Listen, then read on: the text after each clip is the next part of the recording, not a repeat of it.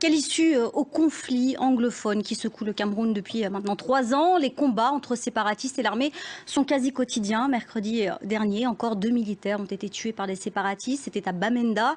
C'est l'une des 2 régions anglophones que compte le pays. Notre invité pour en parler, c'est vous, Paul Atanga. Vous êtes ministre de l'administration territoriale au Cameroun. Alors pour nos téléspectateurs, c'est l'équivalent du ministre de l'Intérieur. Monsieur Atanga, le Premier ministre, a été en tournée dans les régions anglophones ces derniers jours. Il y a porté le message du président Paul Biya. Tous les sujets pourront être débattus, ce sont ses mots, mais à l'exception de la question de la sécession.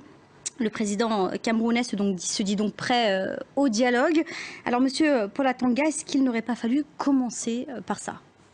Oui, je vous remercie, mais je tiens à dire que le dialogue a commencé il y a 2 ans. Le président a prescrit le dialogue au gouvernement depuis 2 ans et ce n'est pas aujourd'hui que ce dialogue commence. Mais à l'époque, c'était seulement une crise sociale. Il n'y avait pas autant, le conflit n'avait pas pris cette ampleur. Il n'était pas meurtrier à l'époque. Bien sûr, parce qu'en fait, ceux qui prétendaient nous brandir des revendications corporatistes avaient un agenda caché qui devait déboucher sur autre chose.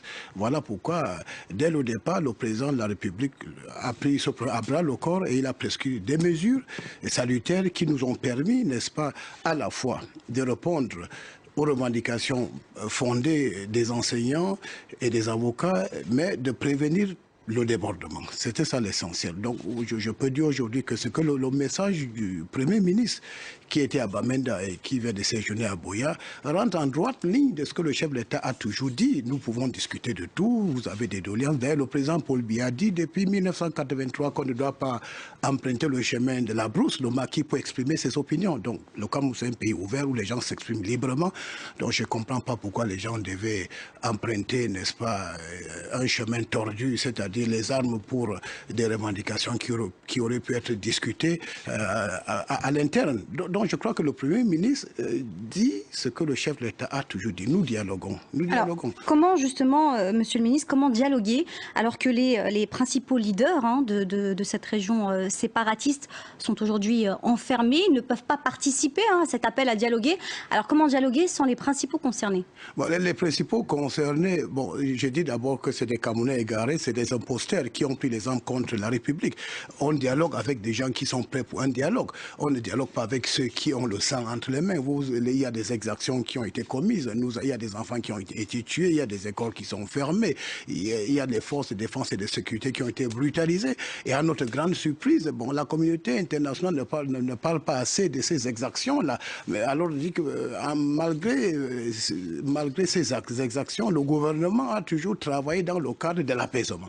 Voilà pourquoi il y a l'ancien Premier ministre qui avait déjà amorcé ce dialogue. Le nouveau Premier ministre, aussitôt nommé, a été instruit par le chef de l'État de descendre et de prêcher le paix, la réconciliation et le dialogue. En disant que nous sommes les Camerounais, débattons, ne combattons pas. C'est ça le message du chef de l'État. Alors donc, moi je pense que quand vous parlez il n'y a pas de leaders, mais ceux qui passent pour des leaders anglophones, est-ce qu'ils ont eu mandat? Qui leur a donné mandat de parler? En tout cas, ils ont pris la parole pour ceux qui avaient des revendications dans ces régions-là. On ne peut pas non plus dire qu'ils ne représentent pas les revendications des séparatistes dans ces régions. Ce dont nous considérons... C'est la raison pour laquelle d'ailleurs ils ont été jugés cette semaine. Ils ne sont pas présentés au procès, mais en tout cas c'est la raison pour laquelle ils sont aujourd'hui jugés. Alors le Cameroun est un état de droit. Ceux qui peuvent parler au nom du peuple, c'est les élus locaux, c'est les députés, c'est les maires, c'est les chefs traditionnels, c'est ceux qui dirigent les organisations syndicales et autres. Mais ceux qui n'ont pas de statut et qui du jour au lendemain, n'est-ce pas, sortent du lot en disant que nous revendiquons ceci.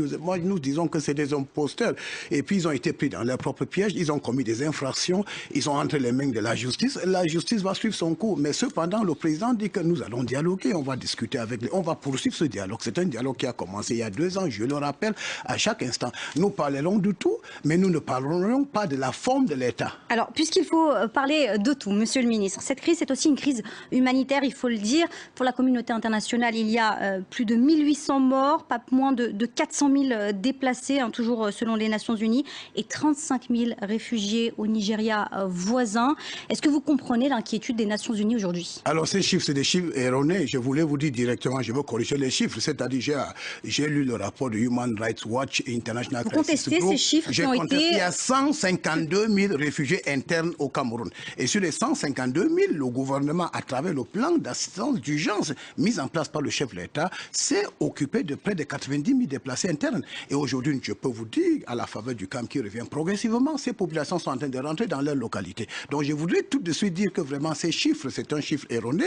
Ceux qui avancent le chiffre savent pourquoi. Vous savez, la logique de l'humanitaire, parfois on gonfle les chiffres, on prend de l'argent et on fait autre chose avec cet argent. Je voudrais vous dire qu'on ne va pas faire le fonds de commerce sur le dos du gouvernement camerounais en disant qu'il y a une crise qui n'existe pas. C'est une crise qui est parfaitement maîtrisée par le gouvernement à travers les mécanismes mis en place. Donc, le plan d'urgence humanitaire et le comité national de désarmement et de réintégration. C'est des structures que dès lors que les gens déposent les armes, ils sont encadrés dans un centre de formation et à terme, ils peuvent retrouver le cours d'une vie normale. Le président leur a dit, déposer des armes, c'est-à-dire c'est une porte de sortie honorable pour ces enfants qui ont été induits en erreur par des rêveurs qui ont pensé que du jour au lendemain, on peut créer un État. Je ne sais pas quel est le pays du monde qui peut accepter ou cautionner la sécession. Nous sommes dans un monde globalisé. Alors, ce n'est pas le moment de parler de tout cela. Donc, je vous dis, d'abord, je tiens à corriger les chiffres. Il faudrait que j'étais à Genève hier, j'ai remis ce rapport au HCR en leur disant qu'au Cameroun, il y a 152 000 déplacés internes, il y a plus de 90 000 qui ont déjà... Et vous avez, et je suis obligée de vous interrompre, monsieur le ministre, vous avez pu passer en tout cas votre message, vous contestez en tout cas le nombre des chiffres qui concernent les déplacés internes donc au Cameroun. Et j'ajoute que la démarche de Human Rights Watch est une démarche conspirationniste contre les intérêts du gouvernement camerounais. Ce sont en tout cas vos mots avoués, on vous les laisse, monsieur le ministre. En tout cas, merci d'avoir accepté notre invitation. C'est donc la fin de ce journal de l'Afrique. Merci à vous de l'avoir suivi. Tout de suite, c'est la suite de Paris Direct. Merci.